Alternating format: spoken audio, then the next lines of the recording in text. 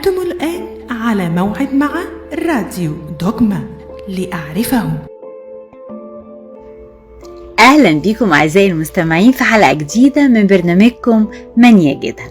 بنحب نفكركم إن البرنامج مقدم لحواء وبيقدم شخصيات من نساء الكتاب المقدس، لكن أهلا بكل آدم يحب يسمعنا أو يشاركنا. ونبتدي حلقة النهاردة بسؤال النهاردة.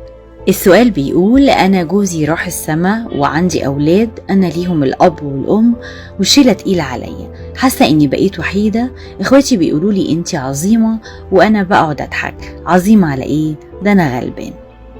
أنتي فعلا عظيمة، وبطلة قصتنا النهاردة برضو الكتاب بيقول عليها عظيمة. ويلا نبتدي قصتنا النهاردة مع المرأة الشونامية العظيمة. وبتختلف مقاييس العظمة من واحد للتاني.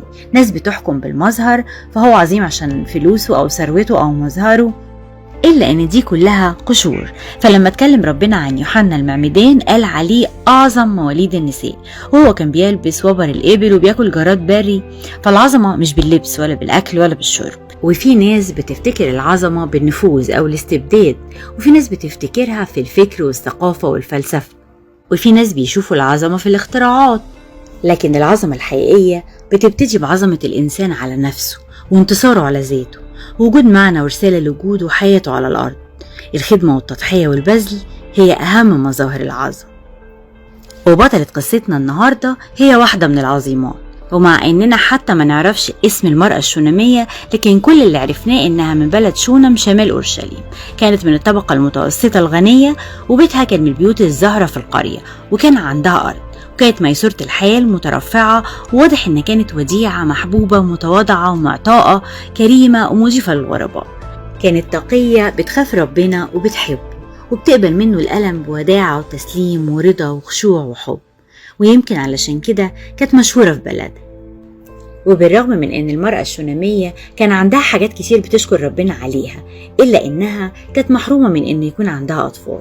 وكان في ناس بتفتكر إن ده غضب من ربنا، وكتير من بطلات الكتاب المقدس مرت بنفس المشاعر، سارة ورفقة ورحيل وحنة وغيرهم، واللي معرفوش حياة التذمر أو التمرد على ربنا. ونرجع لبطلة قصتنا اللي كانت بتعيش حياة رضا وشكر رحمة ربنا وإحساناته الكتير، وكانت نموذج رائع لتقوى المحرومين.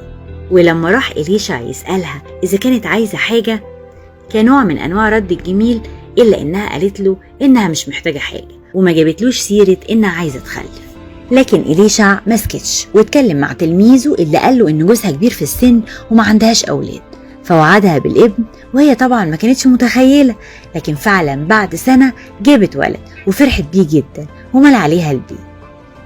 ويتجلت عظمة المرأة الشونامية في أعظم صورها عند الأزمة، لما يموت ابنها الوحيد، واللي جه بطريقة معجزية بصلوات إليشع النبي بعد سنين من الحرمان والألم والوجع والانتظار.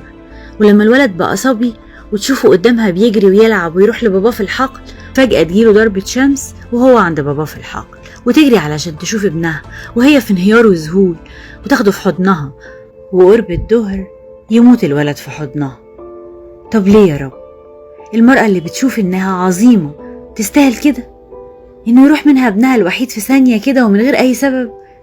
إلا إنها فاقت القديسين في فضايلهم واحتمالهم، وما رضيتش تقول لجوزها حاجة. لما مات الطفل حطته بهدوء على سرير إليشع النبي، وقفلت الباب وطلبت من جوزها إنه يبعت لها حمارة عشان تروح لإليشع النبي. إيمان وثقة تفوق الوصف. هو ده كان سر عظمتها، الاكتفاء بربنا. مفيش حلول بشرية ممكن تعمل حاجة في موقف زي ده. ولما يسألها جوزها خير في إيه رايحة ليه، تقوله بكل ثقة وإيمان سلام. ولما راحت لإليشع في الكرمل على بعد 10 أميال ويسألها تلميذ إليشع أسلام لك؟ أسلام لزوجك؟ أسلام للولد؟ ترد برضه وتقول سلام.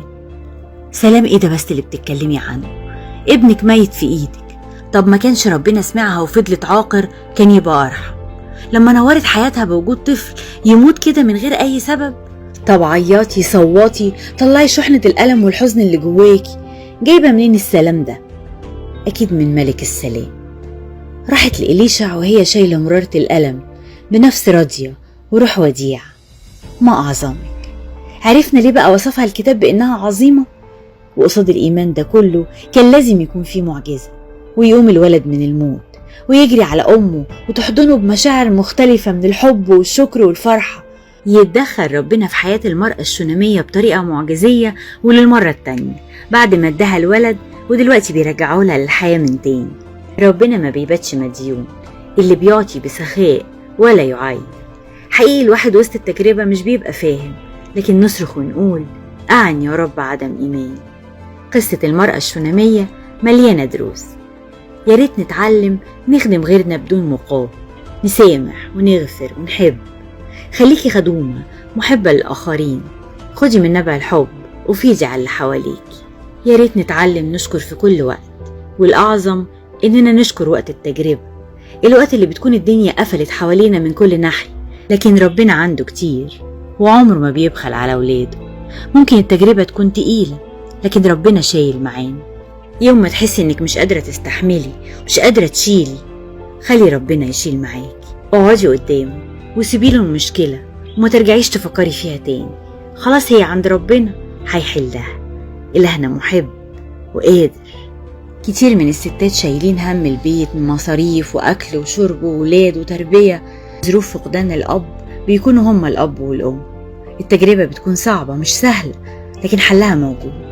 خلي ربنا في كل حاجة في حياتك، اشركيه في كل كبيرة وصغيرة. هو الأب والسند والصديق والرفيق، هو اللي عنده كتير، هو يسندك ويقويك. ونشوفكم في حلقة جديدة من برنامجكم من يجدها كل يوم سبت.